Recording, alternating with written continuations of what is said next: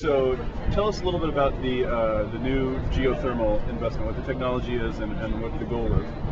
So recently, Google announced our support for an exciting new geothermal technology. It's called Enhanced Geothermal Systems, kind of a long name, but it's a pretty straightforward technology. Traditional geothermal is when you drill a well down to a pocket of steam or hot water, and you bring that hot water up and you make steam and from there electricity. EGS, as we call it, Enhanced Geothermal Systems, actually allows us to make renewable electricity from geothermal almost anywhere on the planet. And that's because wherever you drill, if you drill deep enough, you can get to hot rock. There may not be water there, but if you can fracture that rock, which is something that the oil and gas industry knows how to do, you can send a fluid down like water and bring it back up and make steam.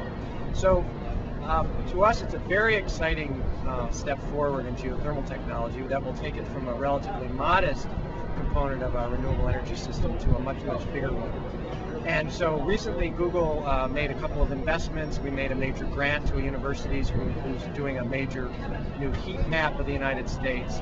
And we also put out some information to people. We did a YouTube video so people can understand this technology. And then we cataloged the opportunity in all 50 US states for this technology. How much electricity could you really make? And it turns out in most states, it's vastly more than their current electricity generating capacity if we only use a tiny percentage of the available heat beneath the surface of the earth and in the vicinity of that state.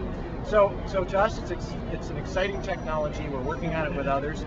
And frankly, I think we all need to work pretty hard, because while the US invented the technology a long time ago, it's really the Australians and Europeans who really lead the race to develop this technology. So I think the US needs to get back in the game. It's a great race to be having, and we're excited about the technology. I guess from what I understand, you said that we need to get back in the game, that there aren't a whole lot of people who are studying this and working on this in schools and are ready to go out and be able to start doing this right now. Is this something we need to be investing in on the education end as well?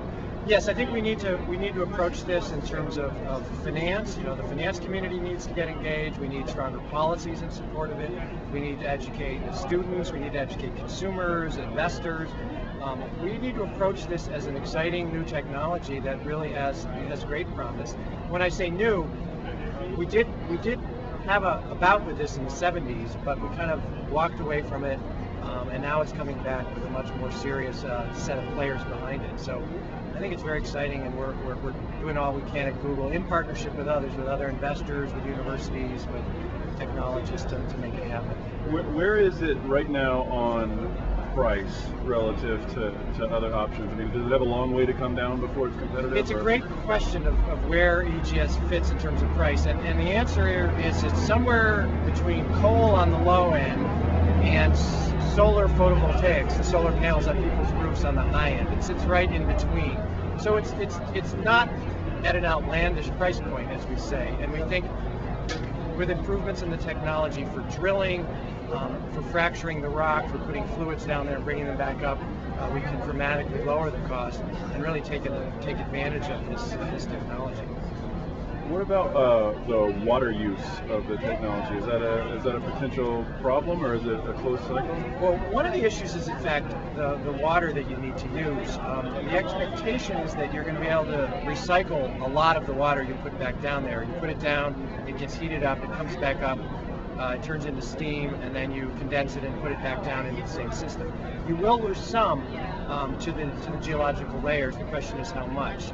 So that's going to be part of this. The second thing I guess I'd say is that, you know, given that this technology can be used almost anywhere, given that if you drill deep enough you can get to hot rock, there's plenty of places on Earth that have very abundant water.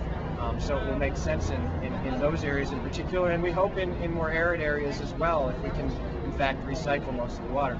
The third thing is that there are in fact other kinds of fluids we can put down there, and one of them is carbon dioxide itself.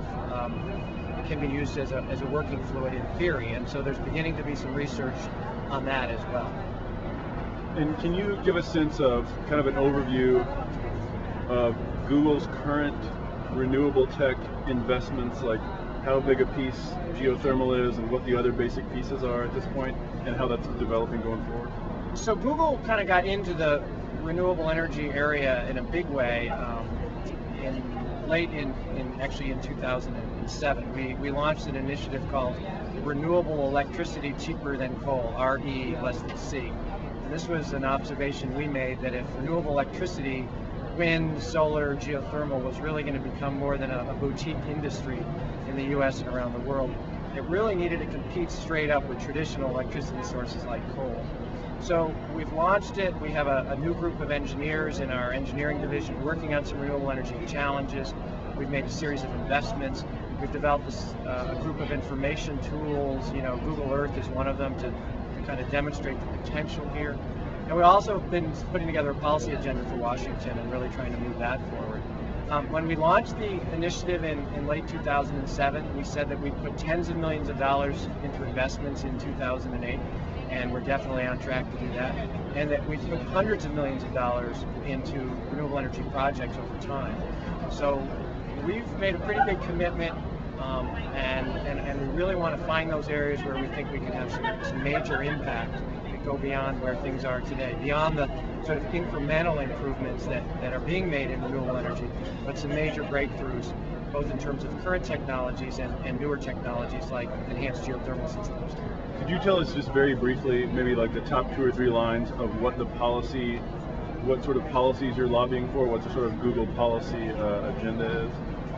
Well, to really accelerate renewable electricity in this country, there's several steps we need to take. One is, and most fundamental, we really do need to put a price on carbon, as we say. We really do need to start controlling carbon emissions from transportation, from industry, from buildings. So that's the first and most important. Second thing is we really do need to put some reliable long-term incentives in place. We have a set of tax incentives for renewable electricity like solar and wind, but they only are put on the books for a year or two and then they expire. The traditional energy industry is not treated like that. They get permanent subsidies or very long-term ones.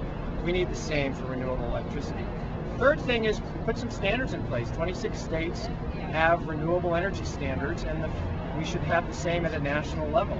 And I think with the new Congress and new administration, we have a good chance of getting that passed.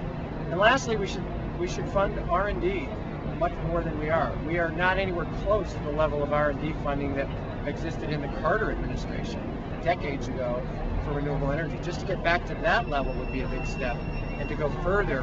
And I think the most exciting thing, though, is that unlike previous decades when we worked on renewable energy, now we have a very vital private sector, with lots of money flowing in from the private sector, but it really needs to be matched with support from the government, with standards, with incentives, with R&D that only the government can fund, very high risk that private sector sometimes won't do. So putting those two things together, the private sector and the public sector, I think we stand a real good chance, particularly with the new Congress and the new administration, to finally take renewable electricity to the sort of scale where it actually is making a meaningful impact in terms of our economy, our environment, and our security. Thanks very much.